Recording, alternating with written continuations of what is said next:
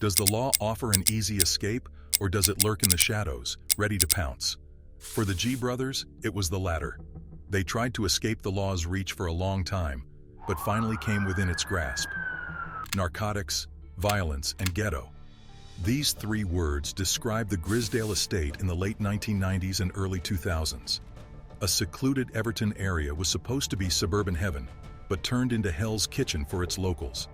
All thanks to the five brothers whose ambitions knew no boundaries. They desecrated the whole estate to lay their empire of narcotics peddled by violence and greed. But soon, their life caught up with them, and one by one they started facing the long arm of the law.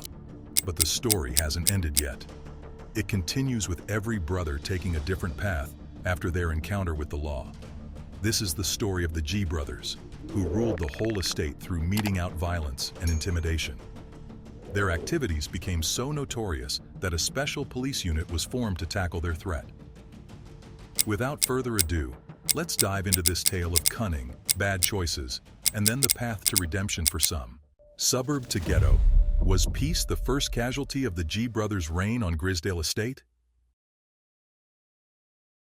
How does a troubled childhood, riddled with domestic abuse, coupled with a poor educational experience and a lack of employable skills, set the stage for the rise of a formidable gang in our midst? In the case of the G brothers, the answer's terror-filled, a notorious one. Confronted with difficult choices, the G family opted for the darker path, leaving an indelible mark on the once serene Grizedale Estate of Everton. Their choice transformed the tranquil suburb into Liverpool's notorious Hell's Kitchen. Darren, Daniel, Billy, Ian, and Stephen. These five names became trouble for both the estate's community and the local law enforcement. While Darren and Daniel spearheaded the family's venture into serious crime, Stephen's notoriety stemmed from his violent tendencies.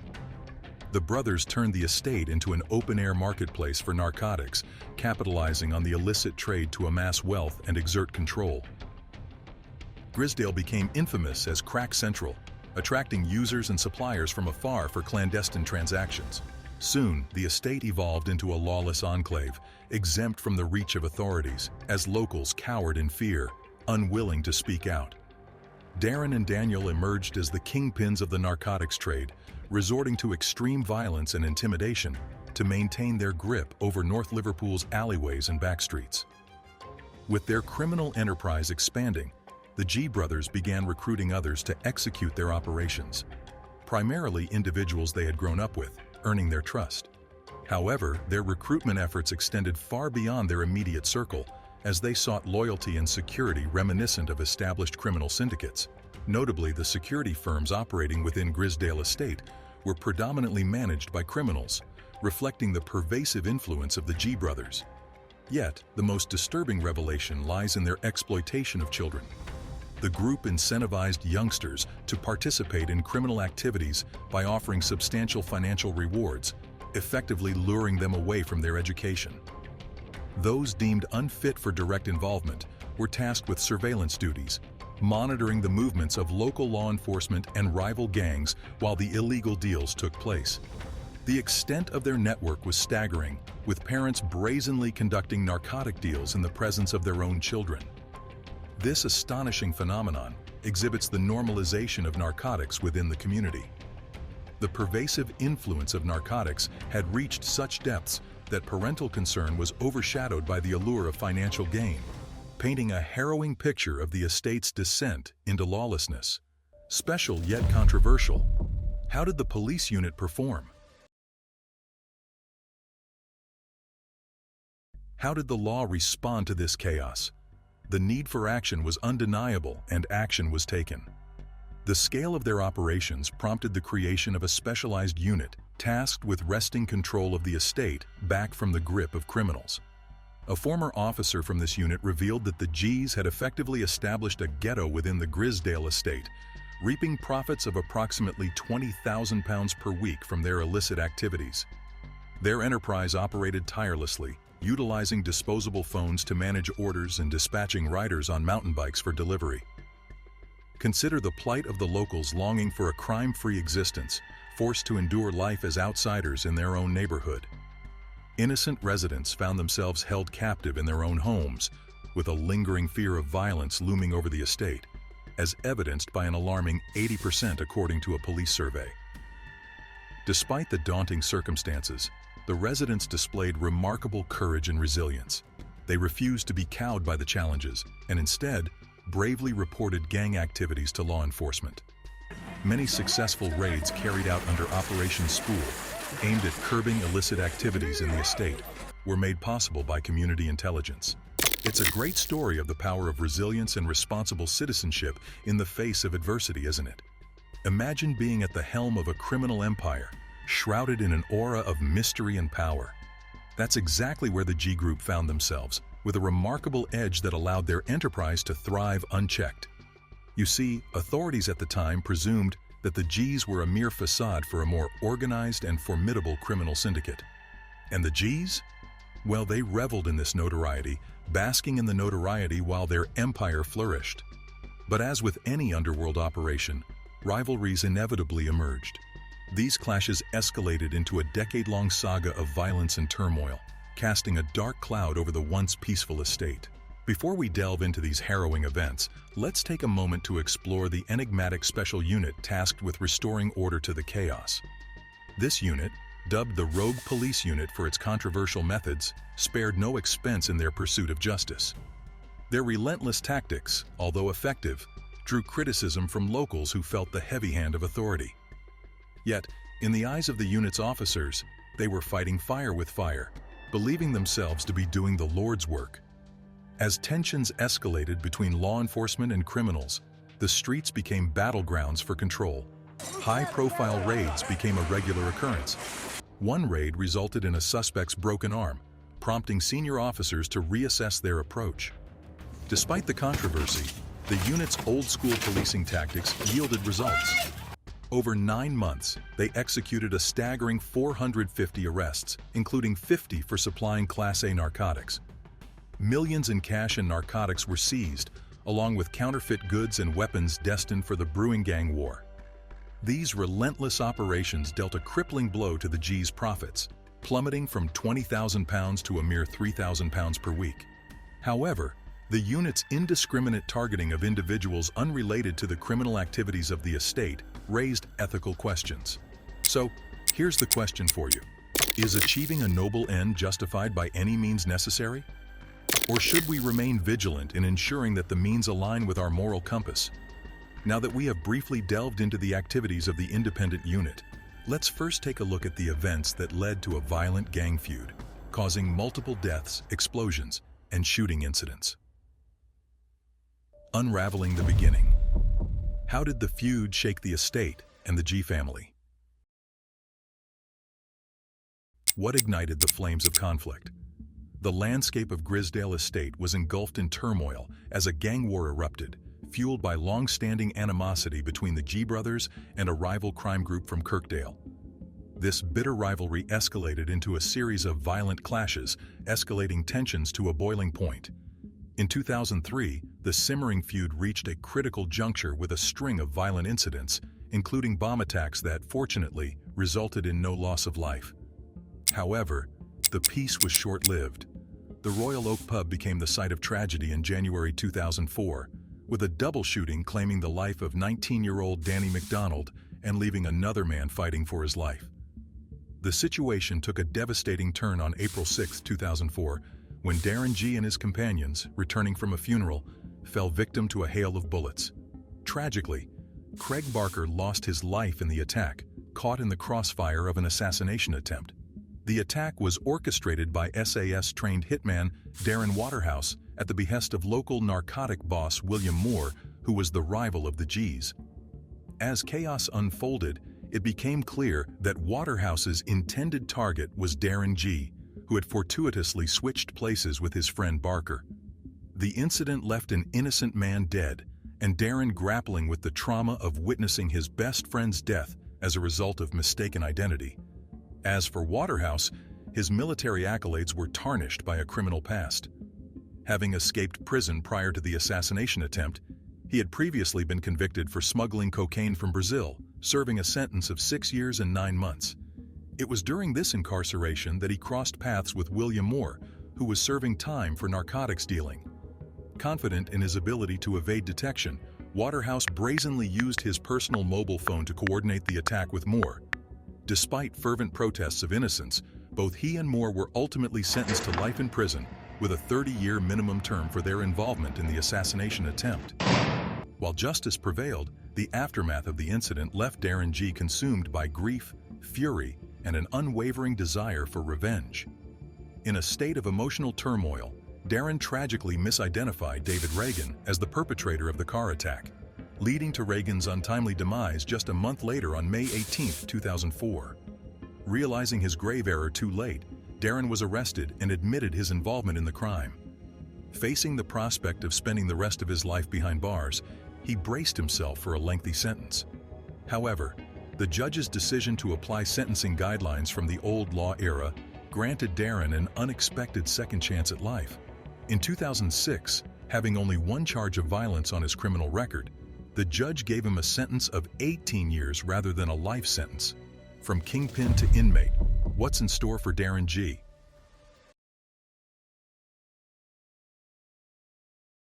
Has the allure of a life of crime ever proven too formidable to resist? For Darren, prison initially failed to steer him away from illicit activities. Despite his confinement in HM Prison Woodhill, often likened to Britain's Alcatraz for housing the country's most dangerous offenders, Darren found himself embroiled in further wrongdoing, including engaging in inappropriate relations with a nurse in 2009. Caught in the act, Darren's actions not only stained his own reputation, but also led to the dismissal of the nurse, Jane Jackson, from her position. Her claims that she acted this way under pressure were dismissed, and she was swiftly removed from her role. That's because it was a more than once occurrence, and her story of the incident didn't pan out. However, it wasn't until after serving his time that Darren emerged from prison with a newfound perspective. Faced with the weight of guilt over the deaths of Mr. Regan and his innocent friend Craig, Darren experienced a profound change of heart. He openly acknowledged his remorse in various media interviews, reflecting on the consequences of his past actions and the toll they had taken on those around him. He said that he tried to reach out to the families of people affected with his actions, seeking forgiveness. However, not everyone was ready to forgive and forget. He was cognizant of this, as he said in a Channel 5 documentary, "I've lived with that right through the last 10 years and am filled with guilt. But I can't mend it with his family, because it's gone too far. You can't call a truce once there's a fatality."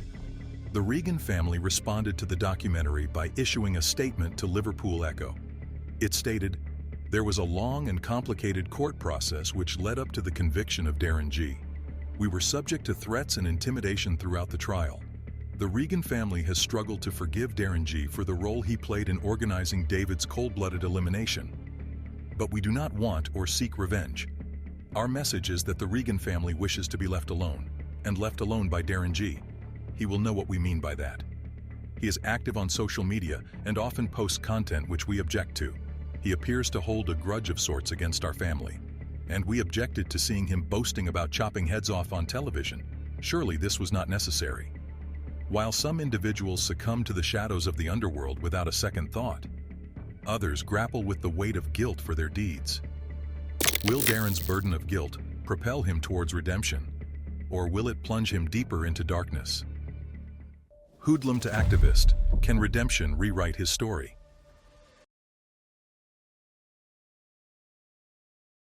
After nearly 2 decades behind bars, what lies ahead for Darren G in a world vastly different from the one he left behind?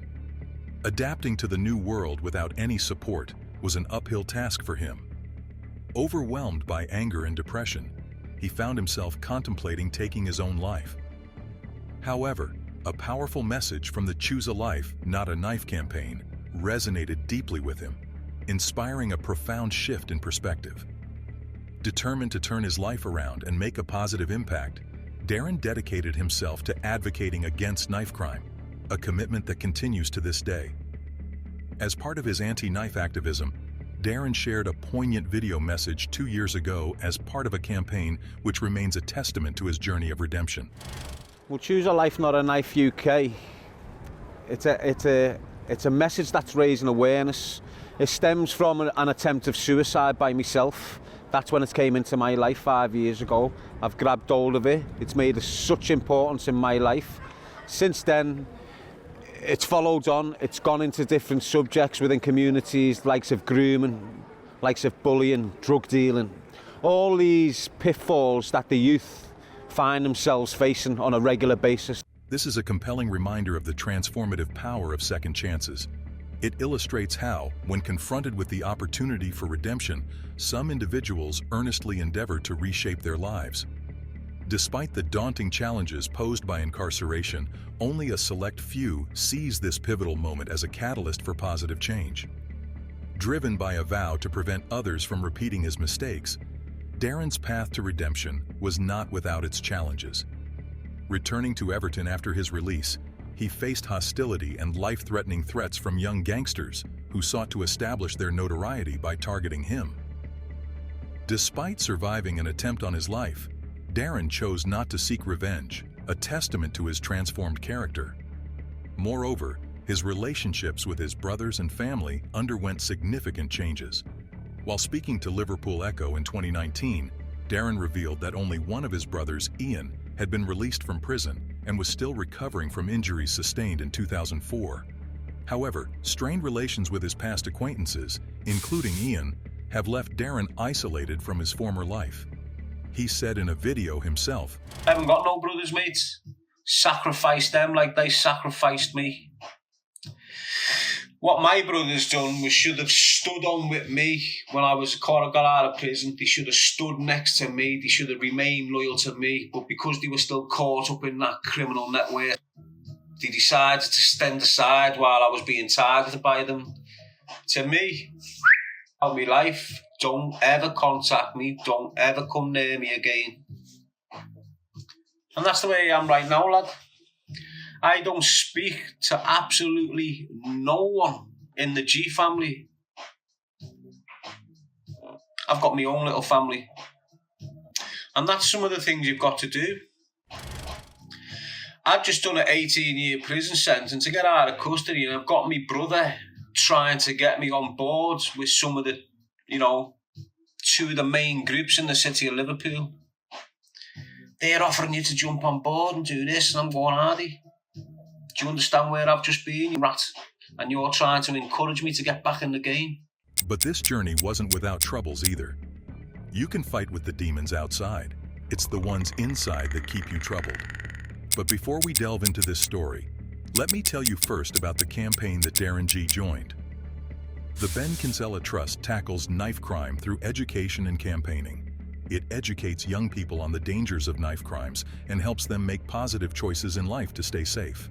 The Trust works in collaboration with the government, businesses, and society to ensure everyone takes responsibility to address knife crime. Amidst his rise to popularity through social media activism, Darren found himself embroiled in controversy when he appeared on the podcast Anything Goes with James English. What began as a simple disagreement quickly escalated into a heated online feud.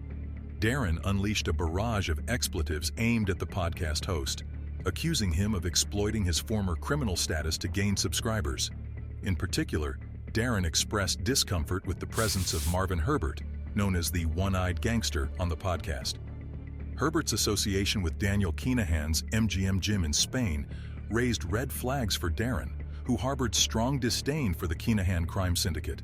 According to him, the Irish were responsible for numerous shootings in Liverpool, including an attempt on his own life. According to Darren, Herbert's appearance on the podcast was indicative of a larger scheme orchestrated by the Kinahans to infiltrate popular media platforms. He saw this as an attempt to legitimize their criminal enterprise and expand their influence beyond the underworld. This incident sheds light on the complex dynamics of social media influence and the responsibilities that come with it. While Darren's online presence garnered millions of followers eager for insights into his past experiences, it also exposed him to public scrutiny and conflicts that he may not have anticipated. As he navigates the intersection of his newfound fame and his tumultuous past, Darren's actions and words carry weight in shaping public perception and discourse surrounding crime and justice. Coming back to the story, Darren opened up a foul-mouthed tirade and threatened English as well. He's a rat. I classed him as a friend for a very long time. James knows quite well I will drive to Glasgow at the weekend, meet him and tell him to his face he's a He went on with a threat. "I'll batter you with your medicine ball. I'll destroy you with your medicine ball." This kind of language didn't sit well with the Ben Kinsella Trust. The charity removed Darren G., stating in a message to the ex-Hood, they also said that they will close his supporter page on Just Giving and return the donations. While we hugely value and appreciate your efforts to fundraise for us, we are concerned that our association with you could be seen as an endorsement of using inappropriate language in a public forum. The provocative, offensive, and derogatory language you chose to use is contrary to our values and ethics, and, together with the negative publicity, we are concerned our reputation may be damaged as a result of our association. G accepted the decision, saying, "My mouth lands me in trouble." Darren remains active on social media today with his own YouTube channel. According to him, he is still keeping away from that life, but people from that world are trying to pull him back in. This scenario serves as another scathing illustration that the underworld rarely releases its grip once it has ensnared someone. Even those who have successfully exited find themselves relentlessly pursued, illustrating the persistent allure of criminal life. It underscores the harsh reality that choices made in the past, especially those involving violence and illegal activities, carry enduring repercussions. Ultimately, there are no shortcuts or easy exits from the consequences of such actions. While Darren G's story is quite a roller coaster ride, you may be wondering what happened to the other G brothers. Daniel G., thug on the streets, thug in prison. Where did it all go wrong? What happened to the second gang boss of the Grizedale Estate? Daniel Danny G had earned quite a reputation for himself, more notorious than his brother for violent behavior. He cruised around the estate while his young recruits delivered narcotics to customers. In 2010, the sun set on Daniel G's activities as he was jailed indefinitely with an IPP, imprisonment for public protection, after a covert investigation exposed his involvement in weapons procurement and threats to harm a teenager. This teenager, Jamie Starkey, holds a crucial role in Danny's narrative. Despite appearing to be the victim of an attack by Starkey in 2008, Daniel faced consequences due to the deeper layers of the story. Starkey had been targeted by Danny, who had repeatedly threatened him and orchestrated multiple attacks, although Starkey managed to survive. According to Starkey's lawyers, Danny's gang threw bricks at Starkey's home and rammed his brother's car off the road. They also threatened his relatives. Once Daniel and his gang smashed every window of Starkey's house, leaving his 4-year-old sister covered in glass. Danny G had kidnapped one of Starkey's friends and beaten and stoned him in a derelict house for his friendship with Starkey. At New Year's, Danny threatened Starkey's family and goaded him to shoot him. "Shoot me now or I'm going to go and kill your mother," he said. Starkey's gunshot wound to Danny's stomach led to a hospital visit where he shockingly refused treatment. Just 4 days post-attack, Danny found himself in another kind of trouble. Arrested for his involvement in a city center narcotics conspiracy, he was swiftly sentenced to 7.5 years in June 2008. Meanwhile, Starkey faced his own legal battles, denying intent to kill but admitting to attacking Danny with intent to harm and possessing a firearm, leading to his incarceration in October 2008. Danny offered Starkey £20,000 in return for his silence before the police, yet a covert operation uncovered a darker truth. Danny, far from being a mere victim, had concocted a revenge plan against Starkey and his family. Despite this, when questioned by police about his injuries, he claimed to have simply fallen over, vowing to personally deal with his attacker. Unbeknownst to Danny, his Chandler's Wharf flat had become a focal point of a narcotics supply investigation, with covert recording devices capturing his every word. The recordings exposed his intentions to procure firearms and exact revenge on Starkey and his family, unveiling the depths of his involvement in the criminal underworld. Hours after getting home, he called Starkey and said, "I'll be ready because one of yours is getting killed. We are not going there, you stupid little tools. You haven't got a clue. We are going to one your girl's ma's or anything first. You little They are going first. We are going to deal with every one of them until we get yous." He was also overheard speaking to his partner, Kelly Wallace. "Don't worry, the little is going. The only place he is safe is in jail, and he won't be safe there. It'll be even worse in there. than he is out. Upon his release, Danny lived in constant fear for his life, a fear that tragically proved justified. Just days after regaining his freedom, he fell victim to a targeted shooting, orchestrated by a hitman with the clear intent to end his life. Despite the passage of time, the case remains unresolved, shrouded in mystery. According to Darren G., Danny possessed a volatile nature, evident even during his time behind bars. Former prison officers who encountered him likened his behavior to that of Charles Bronson, a notorious British criminal known for his violence within prison walls. Bronson's notoriety can be manifested in numerous attacks on both prison staff and fellow inmates. In one infamous incident in 1994, he even took a prison librarian hostage, making outlandish demands including an inflatable doll, a helicopter, and a cup of tea as ransom. Such behavior drew undeniable parallels with Bronson, underscoring the trouble Danny caused for prison authorities. Furthermore, both Danny and Bronson shared the grim reality of having no prospects for release in the foreseeable future, further solidifying their comparable status within the prison system. There are theories suggesting that Danny G was deliberately cultivated by prison authorities as an alternative to the infamous Charles Bronson. Neil Sam Samworth, a former prison guard at Manchester HMP for 11 years, shared his first-hand accounts online, shedding light on Danny's behavior behind bars. According to Sam, Danny showed little respect for the guards tasked with his care, often finding himself confined to solitary as a result of his actions. One notable incident saw Danny wreak havoc in his cell, prompting 10 officers to gear up and confront him. What followed was nothing short of astonishing. Danny single-handedly overpowered all 10 officers, even managing to wrestle a helmet from one and deliver blows to several others. In the aftermath of this incident, Danny was transferred to a specially designed cell equipped with nothing more than a wooden bucket for a toilet. Despite his formidable reputation within the prison walls, Danny remains incarcerated under IPP. According to his brother Darren, he maintains connections with his past associates, signaling a reluctance to reform his ways. Where did the journey lead for the other G brothers?